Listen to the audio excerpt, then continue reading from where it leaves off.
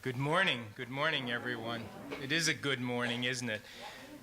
I wanted to begin in the spirit of gratitude to thank again Herman and all the people who have convened us and brought us together to reflect again on that which matters. So thank you. Thank you. I want to call to mind this morning three epochs: the pre-modern, the modern, and what is emerging, which some call the trans-modern. The author Kabir Helminski, Sufi, has said, "Somewhere, sometime, we began to live as if we were separate, alone, and in danger." Separate, alone, and in danger. It spells sad, doesn't it?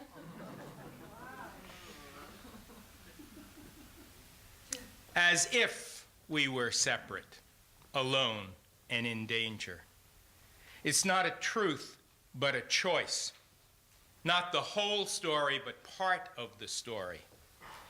And I want to suggest that that way of living began, or at least accelerated, around 1500 in the Common Era, the beginning of the modern age.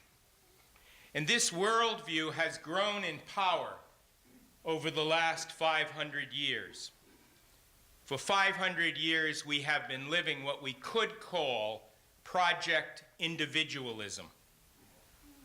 This project has brought us many, many gifts in science, in technology, in ethics, especially in the human rights and liberation movements, from the anti-slavery, the movements of racial equality, and now the movement of full recognition for gay and lesbian peoples. So all of those movements did not emerge in the pre-modern time. They emerged in the modern time, and for that we are, I think, very, very grateful. However, we are coming to see within modernity seeds of great destruction, and I want to characterize this sort of underside of modernity as the spell of separateness. And to bring it to light, we need a contrast. And the contrast that I want to share with you, I want to start with a term from the wonderfully gentle Zen master Thich Nhat Hanh, whom, of course, Martin Luther King nominated for a Nobel Peace Prize because in the Vietnam War he refused to take sides, and so both sides hated him. And he took on to himself to care for the children. All of the orphans, the mixed-race children, all of the children who are one of the consequences of any war. And he began to care for them. As a result of caring for them, he took on, I think, a great simplicity in his teaching. And he invented a term called interbeing. He writes, if you are a poet, you will see, say in any piece of paper, say this piece of paper here, you will see a cloud floating in the sheet of paper.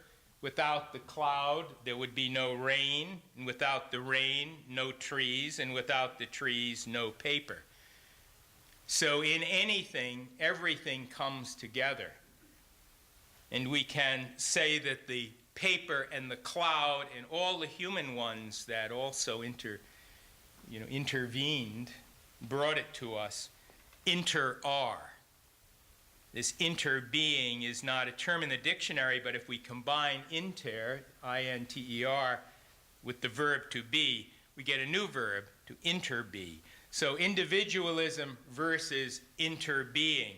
That's a shorthand contrast that I'm suggesting and I'm suggesting that, as Thomas would, that we desperately need to shift from this culture of separateness to a mindset of interbeing, interconnection, interdependence. At stake is the very survival of the planet as a habitable home for the human members of the great family, and certainly for many other beings as well. How might we learn to shift in more detail? I want to, in the short time I have this morning, I want to take us back in a way to kindergarten. Everything that we needed to know we learned in kindergarten. And so I'm going to propose a kind of Sesame Street way to reflect on the change that we need. I'm going to introduce 5 seductive S's, the villains of the piece. They are scarcity, separateness, the seen only, the short term, and leadership as superiority over. And then you can appropriately hiss and boo and all of that sort of thing, like in Snidely Whiplash and the old movies with the villains. So those are the villains of the piece, and we need the heroes of the piece. And the heroes will be the 5 illustrious inters, the I-N-T-E-R, which is among or between, a relational word. And that movement, as we heard Thomas say last night, that we need to move from that sense of separate selves to relational beings mutually enhancing one another, as Carolyn pointed out. So the 5 illustrious inters are intersufficiency, interbeing, the interweaving of the seen and the unseen, intergenerational time, and leadership as intercollaboration. So it threw a lot of inters in for that. So let's look at the 5 seductive S's, and then we'll reverse them. That's our task, I believe, to reverse the 5 seductive S's. The first is the assumption of scarcity, the sense that there is not enough for all. And when we dwell in this mindset, we speak a language of lack. We begin with if only I were smarter or thinner or healthier or wealthier or more famous or more loved or had more time. If only this, if only that. And of course, billions of dollars are spent in the advertising industry to reinforce the lesson of scarcity, that I will not be enough until I have this or that product. So the pursuit of happiness becomes the restlessness of endless pursuit. The second S is separateness. This is at the heart of the issue. Our culture teaches me to see myself as what Alan Watts called a skin-encapsulated ego. And I see you as a skin-encapsulated ego, and I see the natural world and all of the beings of the natural world as little skin-encapsulated egos. They are not interrelated.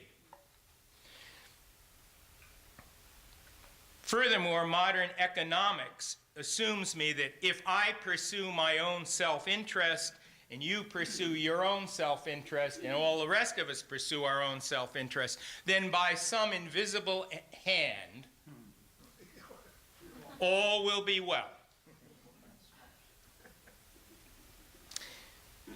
Even community is reduced to a sum of individuals. Somewhere, somehow, we began to live as if we were separate, alone, and in danger. The third seductive S focuses on space, on the seen only. In the modern worldview, what counts is what can be counted.